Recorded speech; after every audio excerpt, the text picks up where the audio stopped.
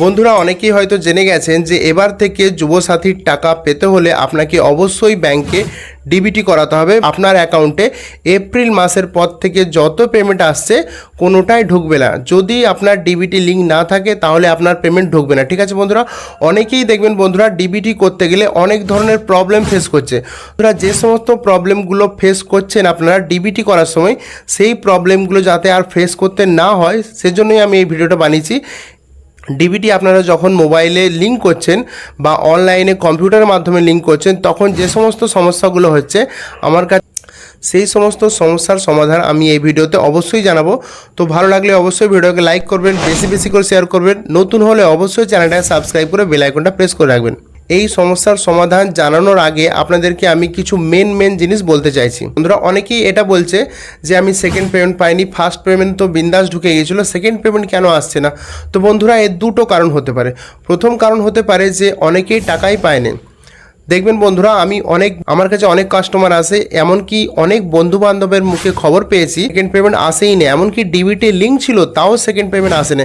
আবার এরকমও হয়েছে যে যারা ফার্স্ট পেমেন্ট পেয়েছে সেকেন্ড পেমেন্টও পেয়েছে, কিন্তু এরকমও হয়েছে যে ফার্স্ট পেমেন্ট পেয়েছে ডিবিটি লিঙ্ক থাকা সত্ত্বেও সে সেকেন্ড পেমেন্ট পায়নি, এরকমও হয়েছে। ঠিক আছে বন্ধুরা, তো অনেক মানুষ সেকেন্ড পেমেন্ট পেয়েছে, অনেক মানুষ সেকেন্ড পেমেন্ট পায়নি। আবার অনেক নতুন গ্রাহকরা পেয়েছে যারা মার্চ মাসে টাকা পায়নি, তারা এপ্রিল মাসে টাকা পেয়েছে। কিন্তু বন্ধুরা ডিবিটি অবশ্যই লিঙ্ক থাকতে, আবার বারবার বলা সত্ত্বেও এই ভুলটা করছে। ভুলটা হচ্ছে যে ডিবিটিটা চেক করে দেখছেই না। আর বারবার 3-4টে ভিডিওর মাধ্যমে আপনাদেরকে জানিয়েছি যে এপ্রিল মাসের পর থেকে মানে এপ্রিল মাস থেকেই আপনাদেরকে অবশ্যই ডিবিটি চেক করতে হবে যে আপনার আধার কার্ডে কোন ব্যাংক লিঙ্ক আছে।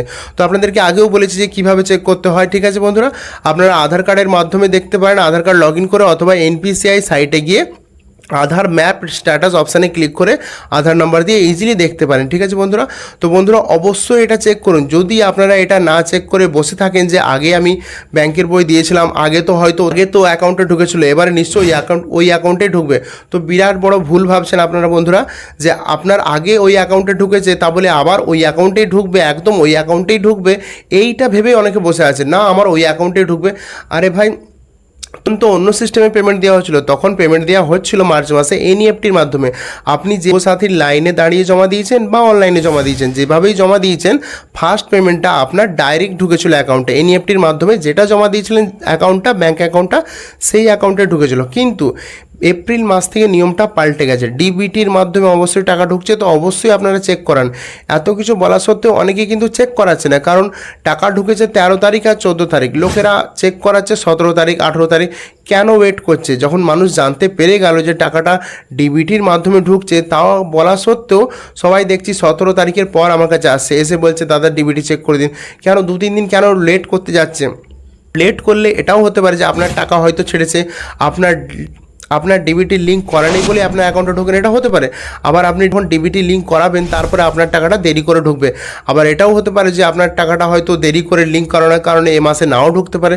তো অবশ্যই আপনারা দেরি করবেন কেন, তাড়াতাড়ি লিঙ্ক করে নেবেন, একদম দেরি করতে যাবেন না। আপনারা দেখবেন এই মাসে টাকা দেখবেন 2 তারিখ থেকে এপ্রিল মাসে ঢুকতে আরম্ভ করেছিল, কারো 3 তারিখে ঢুকেছিল, কারো 4 তারিখে, কারো 10 তারিখে, কারো 13 তারিখে, 13 এপ্রিল, কারো 14 এপ্রিল ঢুকেছে। কিন্তু 14 এপ্রিলের পর আশা করি টাকা ঢোকেনি। ঠিক আছে বন্ধুরা, এখন হয়ে গেল আজকে 19 এপ্রিল। আপনারা যেন ওই ভরসায় বসে থাকেননি যে আপনার তো আগে যে অ্যাকাউন্টে টাকা ঢুকেছে তাতেই ঢুকবে, একদম বিশ্বাস করে বসে আছেন যে তাতেই ঢুকবে। না বন্ধুরা, তাতে টাকা নাও ঢুকতে পারে। টাকা কোথায় ঢুকবে? একটাই কারণ, টাকা ঢুকবে তাতেই যেটা আপনার আধার কার্ডের সঙ্গে লিঙ্ক আছে। সেটা চেক করার দুটো অপশান আপনাকে বলে দিয়েছি, তো অবশ্যই ওটা চেক করে বসে থাকতে হবে। যদি ওতে ওই অ্যাকাউন্টটার লিঙ্ক থাকে তো ভালো কথা, আর না হলে দেখবেন অনেকের লিঙ্ক আছে এয়ারটেল পেমেন্ট ব্যাঙ্ক, অনেকের লিঙ্ক আছে ইন্ডিয়ান ব্যাঙ্ক, যেটা হয়তো সে অ্যাডই করেনি, অনেক দিন আগে পুরোনো অ্যাকাউন্ট খুলেছিল, সেটা লিঙ্ক করে বসে আছে, সেটা এখন ওর ইউজই করেনি। তো অবশ্যই ডিবিটি লিঙ্ক করান আর ডিবিটি চেক করুন। সবার আগে চেক করে দেখুন যে আপনার কোন ব্যাঙ্ক লিঙ্ক আছে, অবশ্যই দেখুন, বারবার বলছি। এবার অনেকেই যখন ডিবিটি চেক করে দেখছে, দেখাচ্ছে কোনো ব্যাঙ্কই লিঙ্ক করা নেই, ইনঅ্যাক্টিভ দেখাচ্ছে। আবার এরকম দেখাচ্ছে যে কারো পেটিএম পেমেন্ট ব্যাঙ্ক লিঙ্ক করা ছিল কিন্তু ইনঅ্যাক্টিভ দেখাচ্ছে।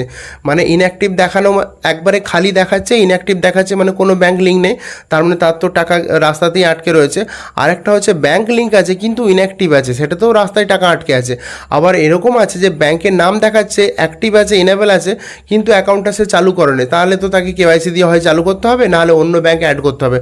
তো যাই হোক, যেটা হচ্ছে ব্যাংক নাম দেখাচ্ছে আর হচ্ছে অ্যাক্টিভ আছে, চালু আছে, কিন্তু হচ্ছে তাদের টাকা ঢুকে আছে, সে অনেক দিন ধরে ইউজ করছে না ব্যাংকটাকে, তাই হচ্ছে সেটা চালু করে নিন, এইবারের টাকাটা তুলে নিন, চাইলে পরের মাসের টাকাটা ওতে নিতে পারেন, না হলে নতুন অ্যাকাউন্টে নেবেন।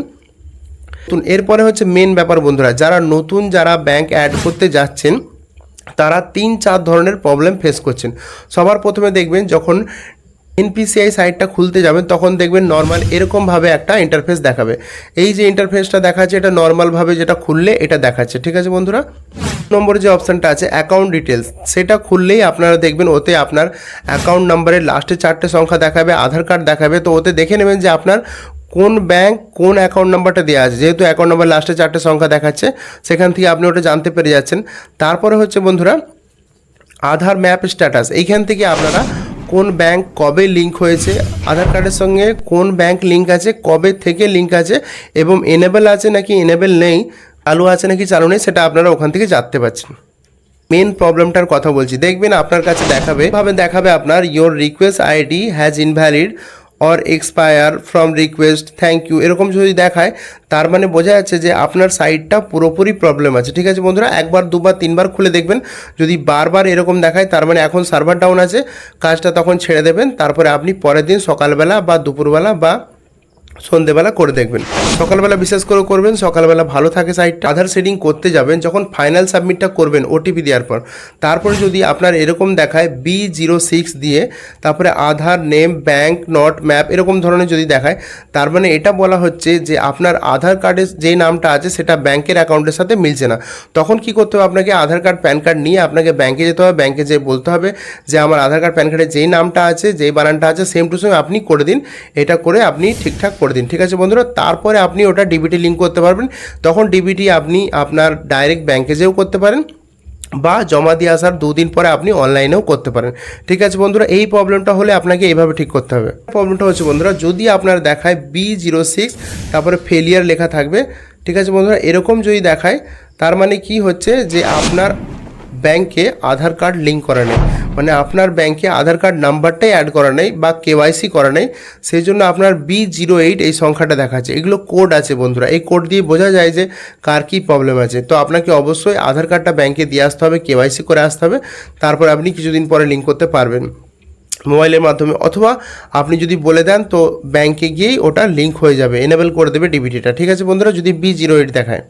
আর যদি বন্ধুরা এরকম দেখায় যে your season has expire start a new season এরকম ধরনের যদি লেখা থাকে, তাহলে আপনি জানবেন যে আপনার কাজটা করতে করতে টাইমটা পেরিয়ে গেছে। যেহেতু দেখবেন ওখানে 8 মিনিট টাইম দেখায়, ঠিক আছে, 8 মিনিটের মধ্যে কাজটা করতে হয়। অনেকে কাজ করতে করতে 2বার 3বার করতে করতে হচ্ছেই না, তারপর সিজন এক্সপায়ার হয়ে গেল, তারপরে আপনারা বিন্দাস আবার ওইটাকে কেটে দিয়ে আবার আপনি নতুন করে গুগলটা খুলে আরেকবার এনপিসিআই লিখে আবার সাইটে ঢুকতে পারেন, কোনো অসুবিধা নেই, দিয়ে আবার আপনি ট্রাই করতে পারেন।